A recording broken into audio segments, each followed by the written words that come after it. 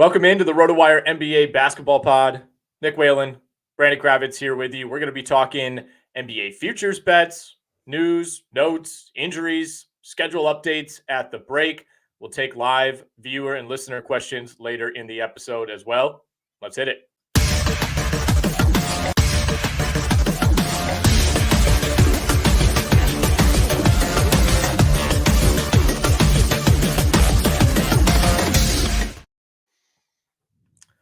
Brandon, what's going on, man? It's been a long week since chatting with you. We don't have a ton of basketball news, unfortunately, to get to. Perhaps fortunately. I know you were grinding away at the Orlando Magic Arena. I will always call it the Amway Center. I have no idea what it is currently called. I'm still – this is the case for like every sports arena stadium. This, NFL, hockey, baseball, NBA, like whatever the stadium was named in like 2008 is what it will permanently be in my head. Yeah, I haven't come around on the Casilla Center quite yet. What even is that? That's where the Miami Heat play. But I still call it American. I think I still call it American Airlines or yes. Yeah, I totally get it. Now I'm contractually obligated to not call it the Amway Center, so I have made the swift change to. And I drive a Kia, so it's easy. It was easy from day one to make. I'm not trying to brag or anything. Whoa, didn't know you drove a Kia, dude. So the Kia Center rolls off the tongue for me. I will say, driveway is the Kia Center. People complain when we don't talk basketball right away, so we'll try to keep this brief. But because you brought this up, I will say, so I'm like softly in the market for a new vehicle. Like I have a Chevy Malibu that I tolerate, don't love. I had a Ford Fusion that I absolutely loved. It started on fire 2 summers ago, so I had to get rid of that one. It was not salvageable. Not on fire like we would talk about Steph Curry from the 3-point line. Actually on fire. Like fire. This isn't like an NBA Jam situation? Like it burned down my garage fire.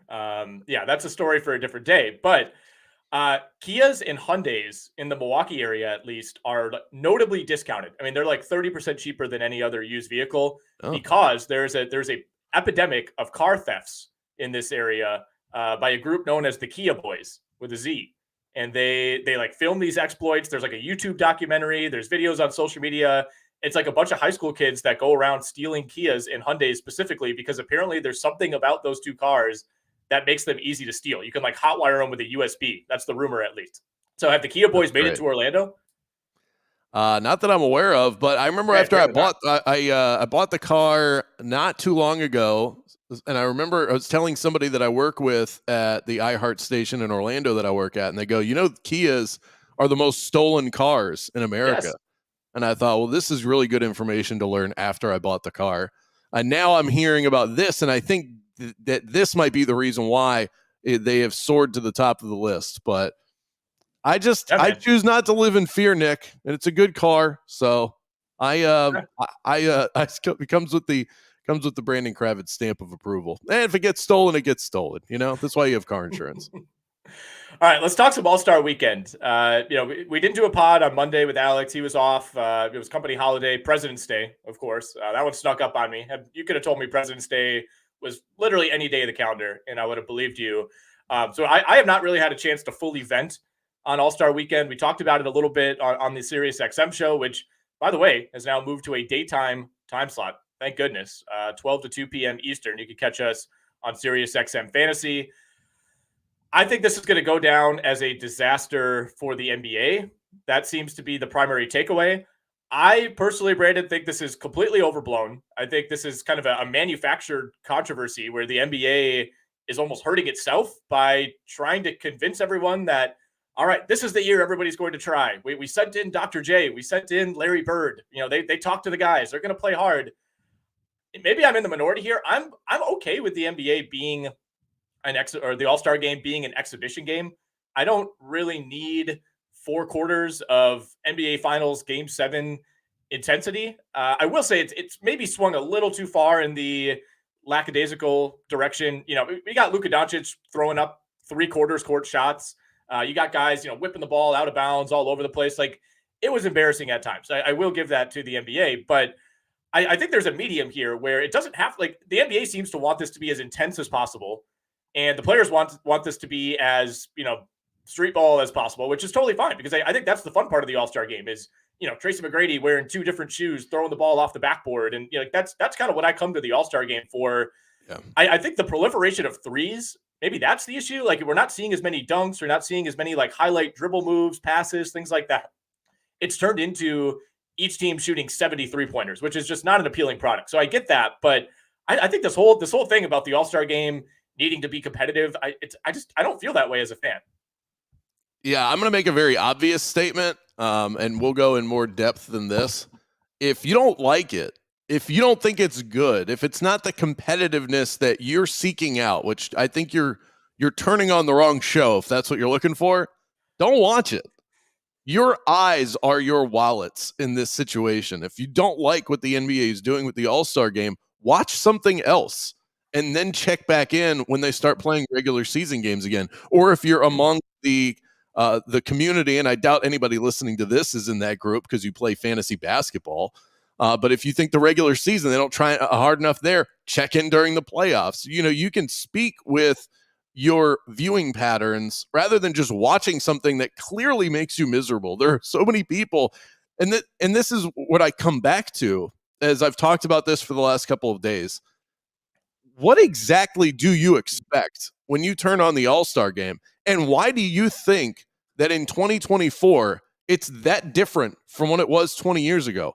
I give you the 90s were different. The 80s were definitely different.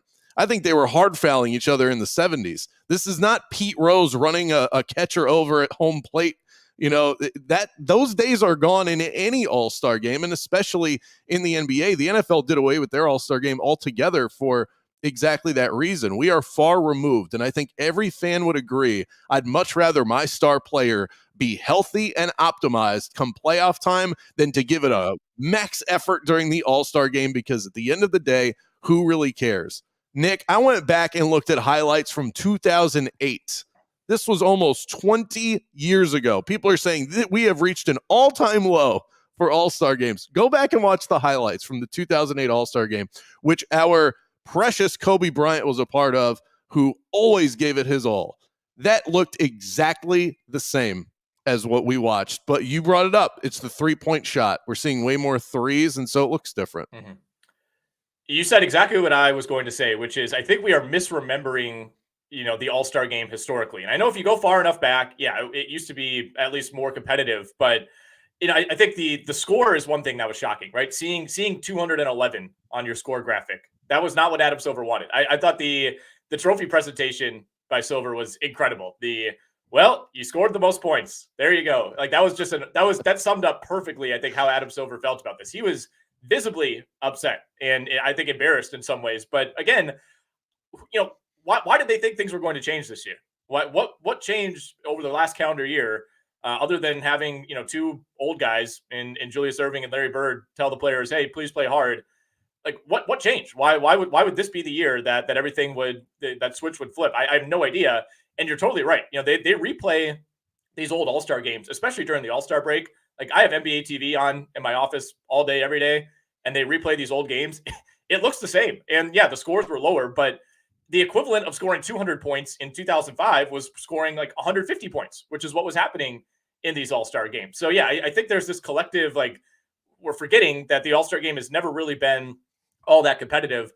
Like you said about the threes, that's the one thing that, it's maybe gone a little too far. Everybody, you just come down, toss up a 3. All right, somebody grabs a rebound, go do the same thing on the other end. There were not as many threes in previous All-Star games. We were seeing more dunks. We were seeing, more one-on-ones. There's some of those classic clips of like, Kobe and LeBron going one-on-one for a possession. Like you get these singular highlights within a game. I just pulled up a random one. 2006 All-Star game. This was a 122-120 win for the East. And this was at the time that teams were scoring like 85 points a game, oftentimes. This was peak Detroit Pistons, Rasheed Wallace, Ben Wallace. The Eastern Conference attempted 21 three-pointers in that game. 21 in an All-Star game. We've like quadrupled that. Yeah. To me, that's the thing I would fix is, you can't really go out and tell the players like, hey, stop taking threes, but just be like, hey, just cool it on the threes a little bit. I think it'll be a better product if we do a little bit more, kind of singular one-on-one, just try to do something that's not, jack a 3, 4 seconds into the shot clock. I think that would actually go a long way toward improving the product. I have an idea that just sparked in my mind with you bringing that up, because they used LED courts throughout the course of the weekend. And I don't know if these LED courts are play ready. They were good enough for a dunk contest and a 3-point shooting contest. But I heard commentators say, this is nice, but they're a little too slick to be played on. But if they get to the point where you can do that, it would be fun if during the All-Star game, there were moments where the 3-point line just disappeared, where they actually were able to take the 3-point line out of the game. And then at other times in the game, it reappeared. Oh, look, the 3-point line is back. They could spice up the game that sort of a way and create this more of a need to go one-on-one. Because here's the thing. You're right. There were more threes, but it's not like this looked like a college basketball game where it was Clink City. They were going in. Like, that was the thing that I was watching this game and I was amazed. Now, did I see max effort? Absolutely not. I'm not trying to paint a picture that doesn't exist. But Nick, these guys were knocking them down. I don't have do you have the percentages in front of you? I think both sides shot a pretty high percentage. That's what it felt like just watching it. Well, I think the East especially, this is not updated on Basketball Reference for some reason yet. I could find you the box score, but yeah, the East specifically shot the lights out. I think, Tyrese Haliburton had 5 threes in like the first 5 minutes of the game. Yeah, that was awesome. Like, they're shooting more threes. So the East, you're right. The East shot 43%, the West 35%. But these guys 97 threes. 97. It's crazy.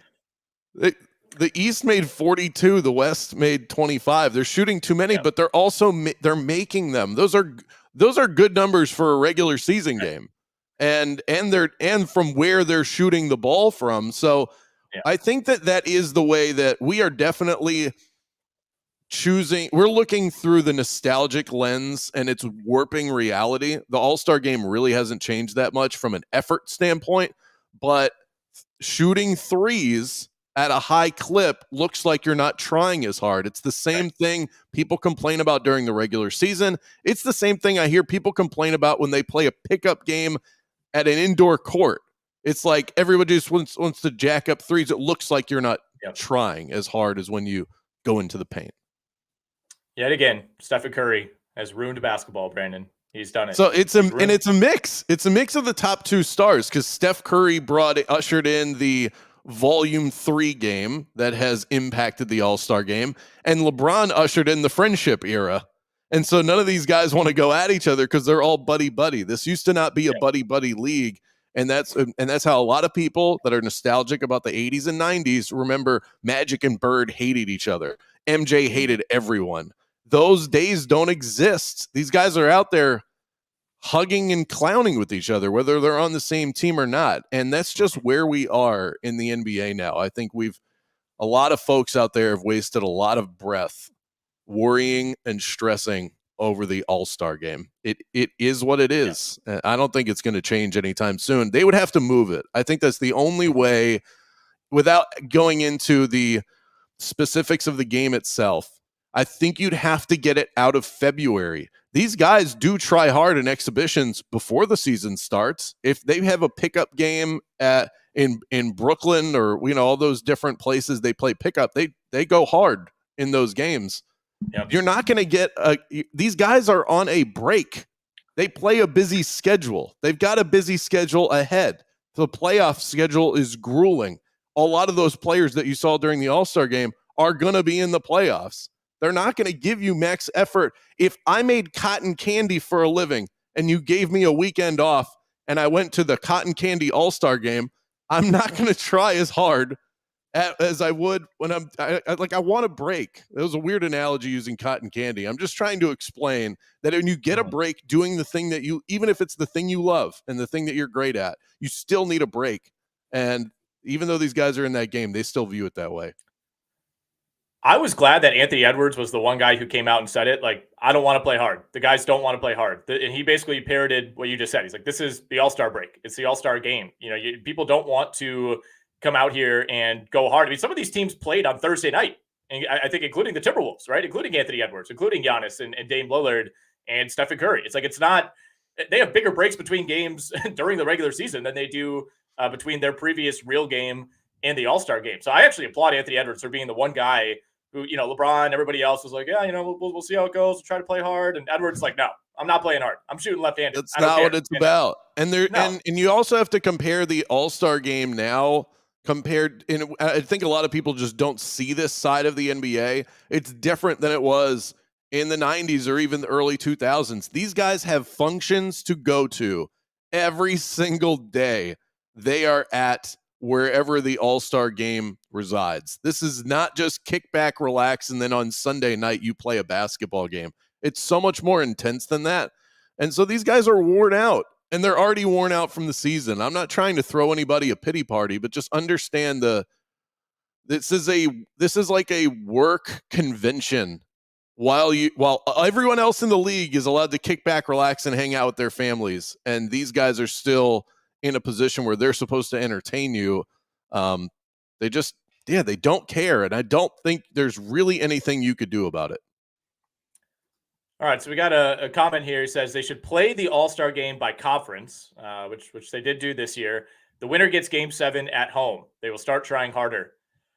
I don't think so.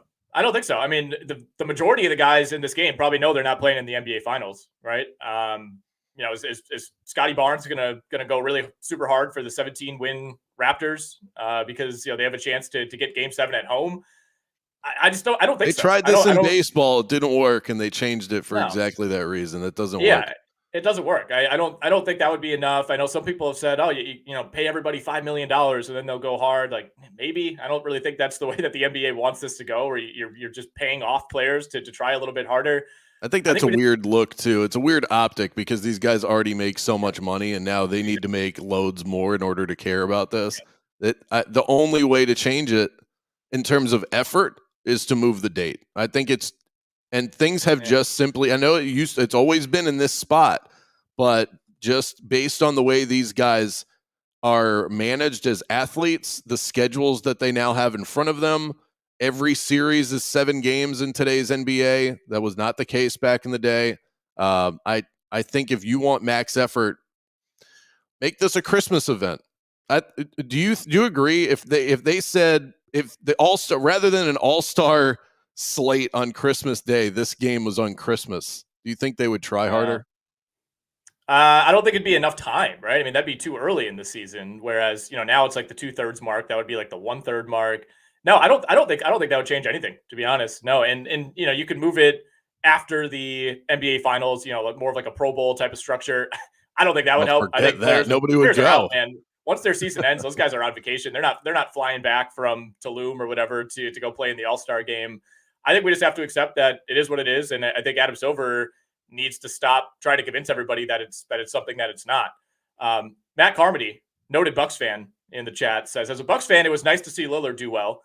I agree. Big weekend. It was a breakout performance for him this year. Yeah, won the 3-point shootout back to back. First guy to go back to back since the great Jason Capono in 2007, 2008. Obviously took home All-Star Game MVP. Have we ever seen a slumping player like Lillard use the All-Star Game as a means of getting his confidence back? It feels like a first to me. I'm sure that if we looked hard enough, we could pluck out somebody that has done this, but 3-point shooting winner and the All-Star Game MVP, I'm not even sure that's been done before. And especially for somebody who hasn't really been playing up to his standards. So I'm not naive enough to think that this is a spark to the season for Damian Lillard, but I will be watching for it. So last thing on the All-Star Game, then we'll move on. We'll talk some fantasy. We'll talk some futures. Dunk contest was a disaster. I mean, the telecast was one of the most thoroughly confusing hours of television that I've ever watched. Like, the scores didn't make sense. The dunks were bad. They completely missed a Jaylen Brown dunk at one point. The camera just never turned. Didn't see the dunk. We saw it on replay. That was great. I mean, it was bad. I think this was as bad as it's ever been. And there's been some pretty bad ones in the last decade or so. Do we need to make the 3-point contest the marquee event? Like, should that be the end of the night? Should everything build toward the 3-point shootout? Should everything, maybe build toward, I think we're going to see more of this, Steph Curry versus Sabrina, Steph Curry versus Caitlin Clark. Maybe we get some other players in the mix, get some more WNBA promotion. I'm totally fine with that. I mean, that to me ended up being the highlight of the night, whether the NBA intended that to be the case or not. I am not an abolish the dunk contest guy. I love it too much. There's too much history. There's too many great moments over the years that have come out of the dunk contest. I think this is something where they need to find a way to motivate players. Like I would actually be okay with them raising, the payout to participate in the dunk contest. I don't think you can pay off players who are already making $50 million to try harder in the All-Star game. But if you're putting $5 million on the line for the winner of the dunk contest, maybe that pushes John Morant or Zion Williamson or, a healthy Shaedon Sharpe, if he was healthy this year, to participate in that, because it's not a good look to be bringing up half of the field from the G League every year, which is kind of what it seems like it's going to be going forward. I think the easiest thing to do is what you mentioned at the top. Just move it to the front. Just move I think our expectations would shift back to more to be in line with what we're actually going to receive as viewers if they just didn't treat it like it was the main event. Because I have to force myself to stay up for the dunk contest now. I'm not excited to do it. I have to then stand up from the couch so I don't fall asleep kind of move. The 3-point shooting contest does feel like it's moved into that main event stage. I wouldn't be opposed, and this is somewhat of a drastic idea, if they just melded the skills challenge with the dunk contest, where you have stars that compete in the skills competition. If a creative dunk was added to your score at the end of the skills challenge, and it was all sort of all encompassing, and just make the skills challenge longer, I wouldn't be opposed to something like that. The dunk contest is dead, but I don't necessarily want to see it go away either. The fact that Mac McClung, who, by the way, I will have on my show later on today, so we get a chance to chat with Mac. He is in the history books now with Michael Jordan as one of the only back-to-back winners ever. Man. Jason Richardson, Nate Robinson, Michael Jordan, and Mac McClung. That's the list. It's no disrespect to Mac, but that's a travesty.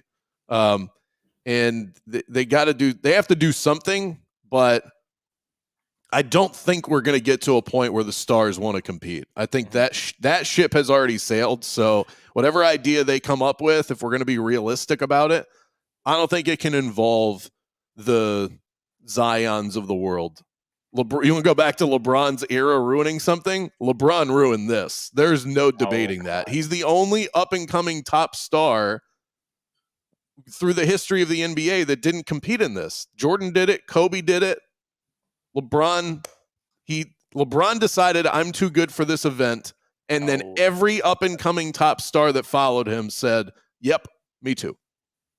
LeBron's not a contest dunker. That's always been my stance on that. LeBron to me is the best in-game dunker ever. And I know that's might be somewhat controversial. Guys like Vince Carter and whoever else you want to throw out there. Look up like LeBron's top 100 dunks on YouTube and tell me there's a better highlight reel than that. He is an in-game dunker. He is not. I don't think he has a bag of tricks when it comes to dunks. He does his cockback tomahawk. That's the go-to. Right? He'll pull out a windmill. You mean to tell me? I'm talking about early. I'm talking early LeBron, like 2003 to 2006. Okay, sure. That guy's not doing some sort of pump action reverse dunk. Maybe because back then the standards were lower, right? I mean, you could win the dunk contest with a 360 windmill, right? Now that's like a 45. Although for some reason, like the minimum score seemed to be a 47 the other night. Like the worst dunks of the night were still getting like the scoring made 48. No sense. We got. I mean, step one is remove the judges. Yeah. Abolish Fred Jones. Abolish all the judges. We don't need this. We can vote for a winner on American Idol. I'm pretty sure we can figure out how to vote for a dunk contest winner. Just put it in the app. Put it in the NBA app. Get more signups and have the fans vote for who they think is the winner. I'd be okay with that. We have the technology. Fans involved. Yeah. All right, let's hit some fantasy questions before we talk futures. We got some good ones in the chat here. Matt says, what's up, guys? Dosunmu and Grant Williams are on waivers in my league. Would you drop Kelly Olynyk or Derek Lively to pick up either of them? This is a head-to-head Yahoo points league. Off the top of my head, I think I'd be comfortable dropping Olynyk for either of those guys, especially Dosunmu. Olynyk, he had a back injury their final game before the break. So you see, he played only 7 minutes. That was a little bit skewed. He had played really well in his first 2 games with Toronto prior to that. I did bet his points over in that game. It was not voided, unfortunately. I still, he's still playing backup minutes to Jakob Poeltl. Again, the numbers look really good. He had 6 steals in his first 2 games with Toronto, so he's not a must drop by any means. But when healthy, I still think he's playing like 18 to 22 minutes tops most nights. Whereas Dosunmu looks like he might be a high 30s minute guy the rest of the way. Levine's not coming back. Depends what you need. Depends what your what more so in a points league depends on your roster situation. Do you need a big man versus a guard? But I think there's quite a bit more upside with Dosunmu over Olynyk for sure. Lively to me, kind of a different case. I mean, he missed time, with the facial injury. They brought in 2 big men at the deadline. We only really have one sample of him playing with PJ Washington and Daniel Gafford. He had 4 blocks in 17 minutes against the Spurs in their final game before the break. So there's not a must drop here, but if you don't pick up Dosunmu, somebody else is going to. Absolutely. He should be, I think he should be rostered in every league. What he's been doing from 3-point land has been outstanding, and you're getting assists, you're getting a few rebounds as well. Not going to buoy you in terms of the defensive stats, but look at what he's done just these last 3 games that he's played. 4 made threes, 5 and 5. He's shot 56% in the month of February. And like Nick said, this guy isn't going to dip below 30 minutes played the rest of the season. So he's a must add, and I'd be willing to drop Olynyk as well. Yeah, Olynyk to me would be the top drop, and then I would say drop Olynyk for Dosunmu. I'm just not the biggest Grant Williams guy, but he's played really well. The minutes seem like they're going to be there. Charlotte has really nothing on the line here. They want to maximize that. With Lively, again, in a points league, I think I would just take Grant Williams. I think there's going to be a higher floor there. In a category league, you're chasing the blocks a little bit more specifically when it comes to Lively, but I do worry what his role is going to be, because they've looked incredible since bringing in Washington and Gafford. And I think, those 3 guys in general, they probably all their fantasy value is probably lower than it was before the deadline. So I'd be okay, dropping Lively in favor of Grant Williams in a points league specifically. Ian says, would you be willing, if you're willing to trade Deandre Ayton in a 9 category league, what range of rank should I be targeting? Okay, so you're offloading Deandre Ayton. Okay with that. I don't know that he's a shutdown candidate because he is so young and they view him as a future piece, but he could be.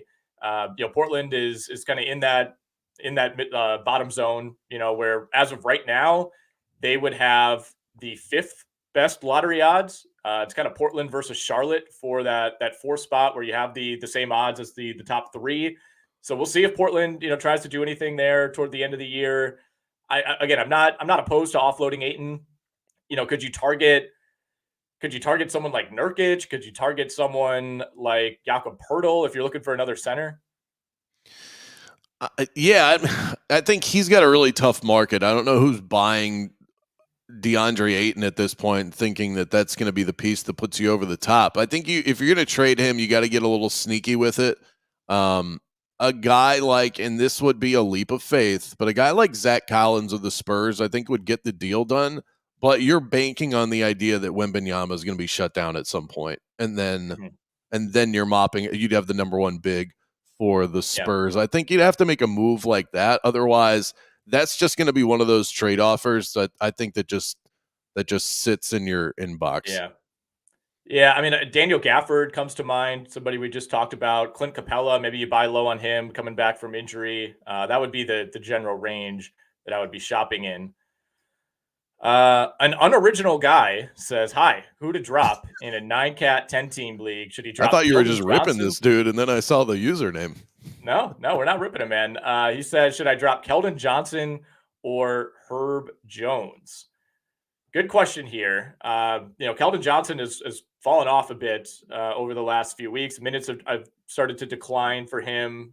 Spurs rotation still a mess every single night. Herb Jones, meanwhile, started to play better. Had that month plus long stretch where he was just not really giving you much on the defensive end, which is obviously a big concern for Herb Jones. That has started to come around. He did not play well in their final game before the break, but prior to that, had a pretty nice run. No Dyson Daniels for several more weeks. I mean, he could miss the rest of the season with the meniscus, and I think that's really going to help Herb Jones. So in a 9-cat league, I would keep Herb Jones and I would drop Keldon Johnson. Keldon Johnson, there's several categories that you're concerned about, whereas Herb Jones is going to give you a much higher floor. Keldon Johnson, not a good free throw shooter. The field goal percentage is all over the place. Defensive stats really tend to come and go.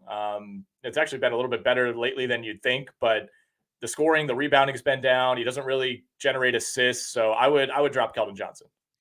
Yeah, Keldon Johnson is one of the more erratic players in the NBA, and that comes with the territory of being on a bad team, but he's also part of the reason they're a bad team, in my opinion.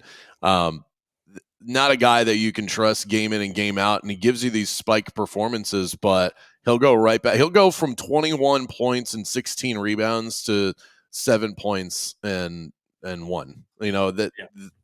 I would just rather have the safety and stability of a guy that I can trust and fills up more of those categories. Herb Jones rather would be the choice for me as well. All right. Umad says Jokic and Nesmith or Luka and Bagley going forward in a 14-team 9-cat head-to-head league. So this, I assume, this maybe is a trade offer that either you're throwing out there or someone has presented to you. Oh, this is tough, man. I think both of these guys are so close. Obviously, Jokic and Luka, and then Nesmith and Bagley are comparable in their own way as well. I think I would just. I think I still want Jokic. This trade when you have two players of this caliber that are two of the top 5 players in fantasy, the secondary player in the trade is almost irrelevant, especially when you're talking about names like this. So it really comes down to who do you want more, Jokic or Doncic. Love both, but I would still take Jokic over Luka. Yeah, it's close. I mean, Luka's been the better fantasy player for the last month or so, and I think that should continue. I mean, Dallas is going to be in a dogfight for seeding to stay out of the play-in zone. I like Nesmith more than I do Bagley. I know I said they were comparable. I think I'd rather have Nesmith. So to me, that does break the tie. So I would take the Jokic Nesmith side, but I'm okay with either side of this. I mean, Luka, the counting stats with Doncic are insane, right? I mean, it's basically 36, 10, and 10 every single night. So again, as we always say, positional need. That's part of it as well. If you're in a category league, as you are, if you need, certain categories with Luka, they're fairly comparable. Obviously, he's going to give you more threes. I think that would be the big difference. But Nesmith is obviously going to give you way more threes than Bagley, so maybe that offsets it. All right, let's see. Mr. A, not Dr. A, Mr. A says, do I drop Dosunmu to pick up Keyonte George? No, I'd keep Dosunmu. I'm really high on this guy. I love what I'm seeing. I think he's super efficient, and the Bulls are going to continue to give this guy room to grow. So I'm not trying to move off of him. Yeah, I think this is a prescient question because Keyonte George had that crazy game before the break, right, where he hit what did he finish with 9 threes in that win over Golden State. That is an outlier. A big time outlier. And I don't think we see a game like that again from Keyonte George. He's been like a 34% 3-point shooter on the year. I do think they're going to be really comparable going forward, though. Keyonte George is going to give you more on the defensive end. I think the minutes are absolutely going to be there. Keep in mind, Brandon, that the Utah Jazz owe a top 10 protected pick to OKC. So it seems to me that Utah has decided we want to prioritize trying to keep that pick as opposed to gunning for the 10 seed out west, which they could, if they wanted to. I think they have a chance to get it. You're competing with Golden State and the Lakers primarily for that. But I think the indications that they've given around the trade deadline and how they've handled their rotation over the last few weeks tell me that they're okay with falling back. And that means probably more Keyonte George down the stretch. But Dosunmu's been doing it for longer. He's been more consistent. Like you said, I mean, he's shooting 58% from the field over the last 15 games, which is pretty huge. If you're in a category league, you're not going to get anything close to that from Keyonte George. I think they're going to be comparable in terms of turnovers. I think defensively, they'll be relatively comparable. Keyonte George is going to give you more assists, but I would still rather have Dosunmu. I'm looking at the Jazz schedule. I will say this though, and I would still take Dosunmu as well, but just be warned that over the next week we might look wrong because he's got Charlotte, San Antonio, Atlanta coming up, and Washington's in the mix as well after a couple of games against those Florida teams. So Keyonte George has a chance at some pretty splash games against the worst defenses in the NBA. Yeah, it's going to be close. We could be totally wrong on this. I don't think one of these guys is going to like dramatically outpace the other. I think they're both going to have elevated value, and I don't think you're going to rue the day that you picked up one, dropped the other. We got a couple questions on Simons. Mr. A says, will Simons be shut down? Don Sicario says, is Anthony Simons a shutdown candidate? Yes and no. I would lean more toward yes. I could see them shutting him down late in the year. Like we mentioned, Portland should be interested in finding their way to a bottom 4 record. And, right now they have 15 wins. Charlotte has 13 wins. San Antonio has 11. I think it'll be tough to catch the Spurs. I don't think they're catching Washington or Detroit. So Charlotte versus Portland the rest of the way for those lottery odds is something to monitor. Simons is so young. He's a part of their core. They're losing games anyway with him out there. Like it's not a Malcolm Brogdon situation. Like that's DEFCON, whatever the highest DEFCON is. I don't know if it's 1 or 8 or whatever. If we want to go like Richter scale, that's like an 8.4 shutdown. Simons, to me, I'm not nearly as concerned. Again, he is young. They have him locked up. They're not winning with him anyway. But yeah, there is some concern there. So if the question is basically, if you're rostering him, are you looking to get off of him with that fear in the back of your mind? I'm not really worried about Anthony Simons as much. Malcolm Brogdon for sure, because he's a veteran. DeAndre Ayton is a guy I would have real fear if they're going to go shutting players down. Anthony Simons is a score-first player. Great that he puts up the numbers that he does, but I don't think he's somebody at this point in his career that's impacting wins and losses. So you might as well just continue to let him grow as an NBA player. It would be like shutting down Scoot Henderson. Why? You still, even though you're angling for a pick, and I get that, you still need to grow the young players that are on your team so that when you add somebody to your roster, you're ready to take that step forward. They could go either way with it, but that would be my thinking. Is it would seem more counterproductive than anything else to shut him down. Ant says, hey guys, I got a log jam on the wing. Who should I drop? Josh Green, Tim Hardaway Jr., or Tari Eason in the category league? Do we have an update on when Eason is coming back? Right? Not really. Not really. And that's the kicker here. I worry about Tari Eason specifically because it's been so long, right? We haven't seen him since New Year's Day. And during that time, Cam Whitmore has taken off. And Thompson has taken off. I think the context has changed for this Rockets team. And I don't know if they bring him back and say, all right, we're just handing you 25 minutes. Amen. You're playing 18 minutes a game again. Cam Whitmore, you're back to playing 15 minutes a game. Like I don't know if that's going to be the case. I think there's going to be a ramp up period for him whenever he does return. Like he could be back this week. We have no idea. It could be another 2 weeks. This didn't seem like it was going to be as long-term of an injury as it's turned into. So I'm not saying I don't think I need to rush out and grab Tari Eason right now. I would say I would hold Tim Hardaway. I think there's still a decent amount of scoring upside there. And, most of their moves at the deadline were concentrated in the front court. Nothing really changed for him. Josh Green, it's going to be hit or miss, right? Yeah, I think when Luka or Kyrie are out, we've seen him have some nice games. When everybody's healthy, the minutes haven't necessarily been there. He's a pretty low usage player. You're just hoping you get a couple of steals. So I would say I would be comfortable dropping Josh Green or Tari Eason. I would hold Tim Hardaway. Yeah, the Eason news. I'm looking at the report at RotoWire. Lower leg injury is going to be reevaluated around this point, probably, maybe even as we speak. But experiencing lingering pain in his lower leg, that to me does not sound like that.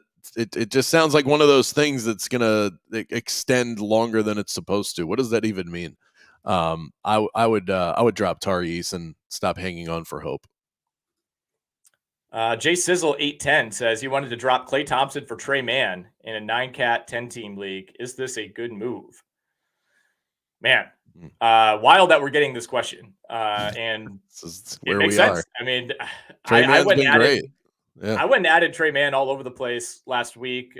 He had a great game before the break. He's really been doing everything. He rebounds really well for a guard of his size. He's playing a ton of minutes. He takes a ton of threes.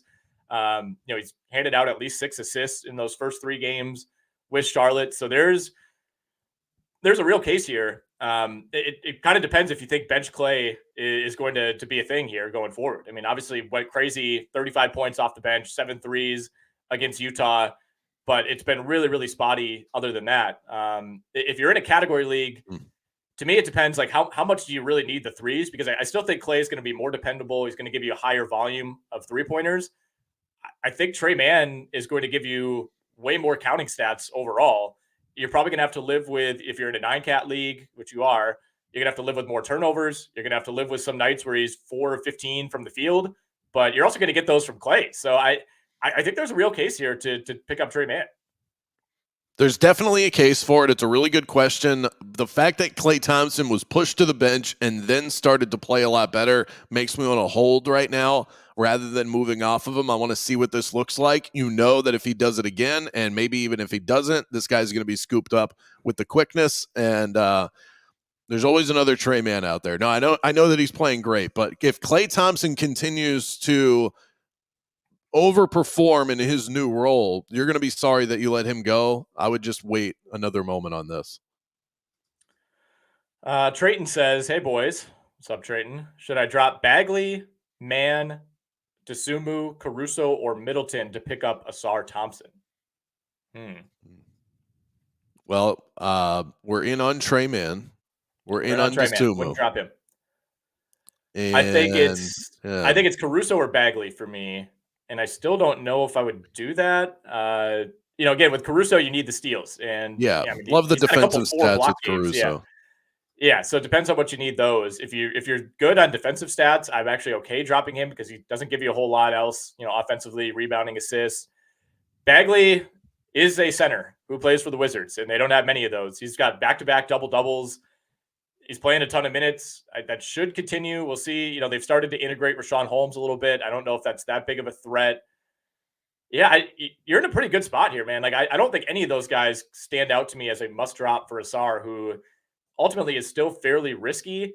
I would say this. If you need to move up in the standings, if you're in like 4th or 5th right now and you're kind of gunning for something, I think there's more potential upside with Ausar than there is Caruso. Yeah, I would lean Bagley, and I agree. You're really targeting upside. You got to limit your expectations when it comes to Ausar, though. I think we already saw the best from him this year. He also says Dennis Schroder and Ben Simmons are on the wire. I wouldn't touch Ben Simmons. I'm not messing around with that. Schroder, who knows? You got a new coach in there. The great Kevin Ollie taking over in Brooklyn. I don't think I would consider those guys. I think you're in a pretty good spot with the names that you brought up. Yeah, Simmons is a no-go for me. I added Dennis Schroder the week before the All-Star break, right after he was traded. I thought I'd get ahead of the game there and immediately threw him back on the waiver wire, and I don't think I'm going to regret it. Okay, last one here. Hilton says, for playoffs, I have both LeBron and AD. Yahoo Points head-to-head league. Both of them have 2 games in week 2 of the playoffs. Do I try to trade both or just LeBron? Yeah, good question. I mean, that's the thing in these head-to-head playoff leagues is, game count becomes huge at the end of the season in the playoffs. It's reasonable. Yeah, I mean, I think obviously you got to be getting a pretty decent return here, and you got to hope that maybe someone else isn't paying attention to the schedule. Otherwise, you're going to have to expect to take a discount on that deal. I'd have to look at what the playoff schedule looks like in week 1 and beyond. If those guys have 4 games in week 1, 4 games in week 3, it's like maybe you can just survive that. I don't know if I would trade both. That might be a bit of an overreaction, but yeah. Then who do you pick? Who do you pick between those 2 players? I think that would be the tough part too, is you're going to end up agonizing over which one can you get more for? Who do you want to hang on to? LeBron is more likely to be held out for rest purposes, but Anthony Davis is much more likely to be held out because he just simply got hurt. And so you have to weigh that as well. I think I would end up in gridlock between who had actually what I would do is I would just send trade offers that you're winning if you send them out. So not unrealistic, but definitely give yourself the edge. Send out offers for both and then see, it's unlikely that both are going to be accepted, and just see if one sticks. Maybe just get a feeler for who's more valuable to your league mates. Right. I believe if I'm looking at the correct week here, this is the week that begins March 17th. The Celtics have 5 games that week. So, I mean, it sounds crazy on the surface, but do you float out like LeBron for Derek White? And, you're probably getting more out of 5 games of Derek White than you are 2 of LeBron. I heard a stat today. Derek White leads the NBA in plus minus right now. Yeah. Not that you get Makes sense. Fantasy points for that, but it just goes to show how valuable he is. We had the segment that we did weeks ago where we talked about the players that have been populated most on successful fantasy basketball rosters, and Derek White was a name that popped up that I think shocked us both. That I would need a 2-for-1 on that, but I like where your head's at in terms of the strategy in place. Okay, we got one more in at the buzzer here, Brandon. Curry or Lillard and Kuzma in a 14-team 9-category league. This is a tricky one. This, to me, completely depends on if you think Damian Lillard is bouncing back from this month-and-a-half slump. If you think he is, I would take this deal 10 out of 10 times, and I would take Lillard and Kuzma. If you think Lillard's going to keep playing like he has for the last month and a half, then Curry is the more valuable side of this. It's really eye of the beholder. I mean, Damian Lillard, it's hard to imagine he could be any worse than he's been. Yeah, and as weird as this sounds, I actually think you're buying Damian Lillard at the top of the market right now because of what he did in the All-Star game. Come on. There are people that are going to look and elevate his value. It's silly, but he reminded all of us. It's not like, oh, you won the 3-point shooting contest, so now he's a better fantasy player. But he reminded all of us what kind of player, kind of abilities he has. And I wonder if that's a factor here. So I do think, even if it's fictitious, I think his value, I'd rather buy low on Damian Lillard than to get him now. I'd rather have Curry anyway. Fair. All right, we'll end on this. Will you bless this blockbuster trade, Giannis for Shea? In a category league, yes. I would. If it's category league, I would absolutely rather have Shea. Obviously, the free throw percentage is the big differentiator here. In a points league, it's still close. Giannis has been the better fantasy player by about 3 fantasy points per game.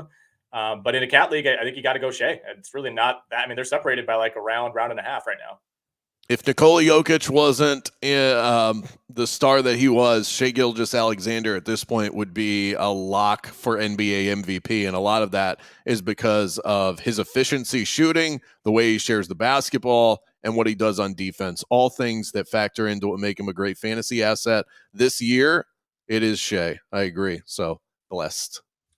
All right. Good questions as always, guys. We got so many that we couldn't even talk futures, Brandon, which is not necessarily a bad thing, but we'll hit those next week. We'll talk about those on both of the RotoWire shows on SiriusXM. You can hear us 12 to 2 p.m. Eastern, Monday through Thursday on SiriusXM Fantasy. And you can listen to the RotoWire NBA show on SiriusXM NBA Radio, 7 to 7:30 p.m. Eastern. We talk fantasy, we talk gambling, we get you ready for every NBA slate. We'll be back tomorrow night for that once games resume. Brandon, good stuff as always, man. We'll talk next Wednesday. Bye, guys.